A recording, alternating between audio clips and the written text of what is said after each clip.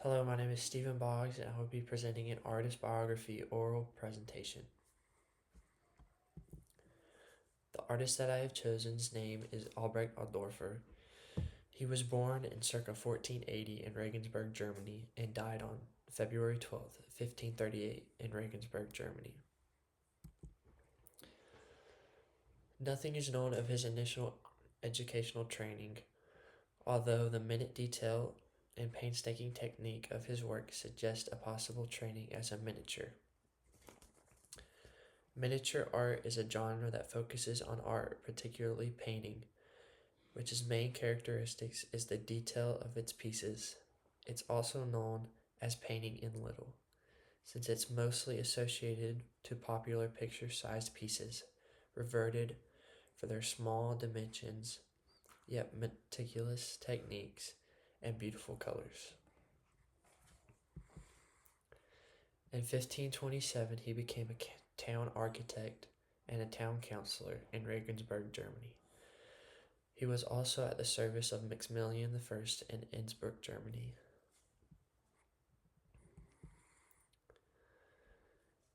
Some unique contributions that he gave to the art world is he was a landscape, religious, and architectural artist. He painted during the German Renaissance. Albrecht Altdorfer was a founder of the Danube School of Painting, and his major contribution to German painting was his innovative concept of landscape. Some significant works that he published is on the far left, Christ on the Cross with Mary and St. John. This painting was sculpted in 1512. It was made by oil and linden wood. It is located in a museum in Germany. The painting in the middle is the Resurrection of Christ, created in circa 1518. It is an oil on panel, and it is located in a museum in Germany. And the painting on the far right is Christ taking leave of his mother. It was created in circa 1520. It is an oil on lime painting, and it is located in the National Gallery.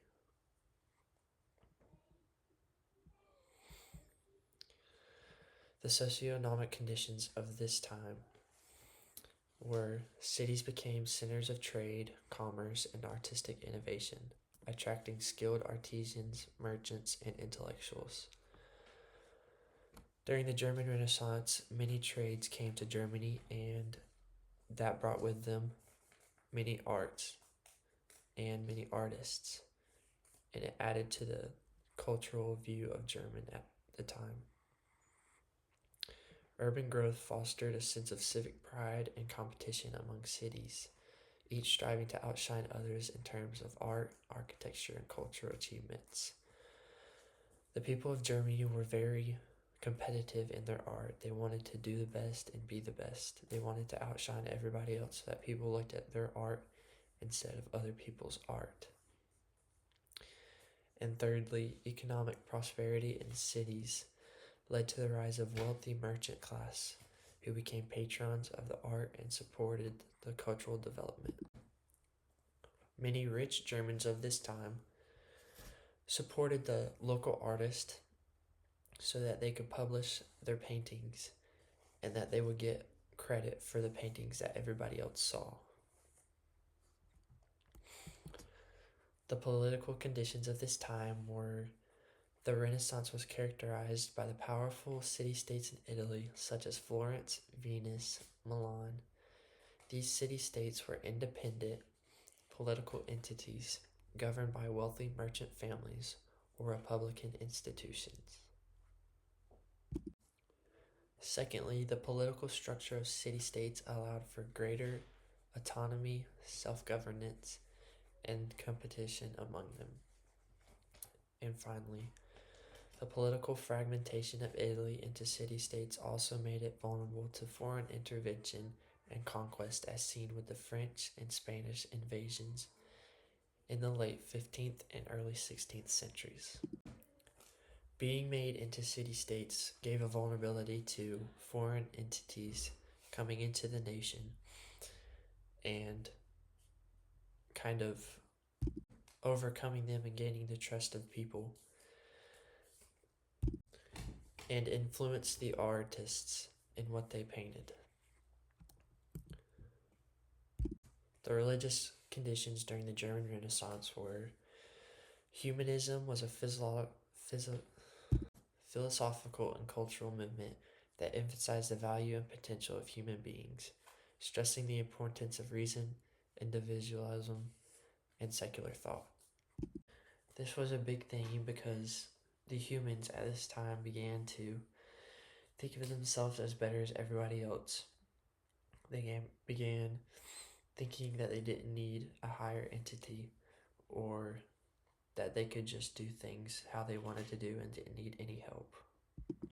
Secondly, Petrarch is often considered the father of humanism and played a crucial role in the development of the Renaissance thought. And thirdly, humanism encouraged the development of secular thought, which emphasized the importance of reason, empirical observation, and scientific inquiry over religious dogma.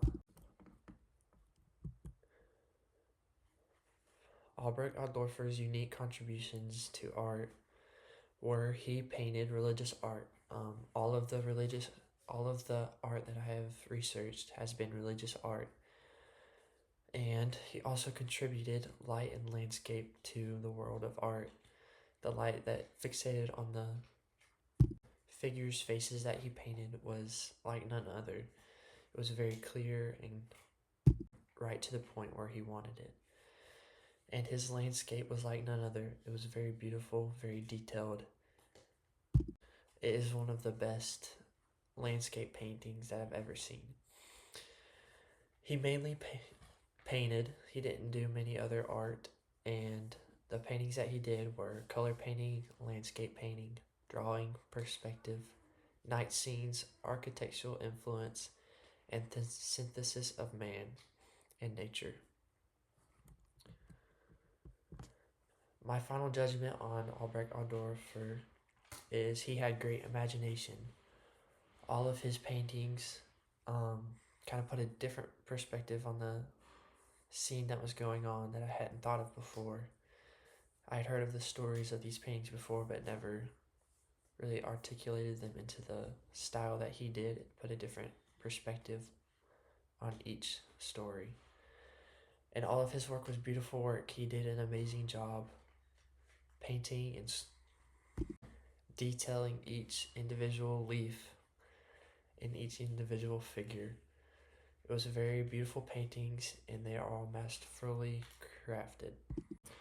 As I stated before, all of his paintings were religious, and during this time humanism was a very fluent thing that Germans initiated in their culture, and he put a different view on that. He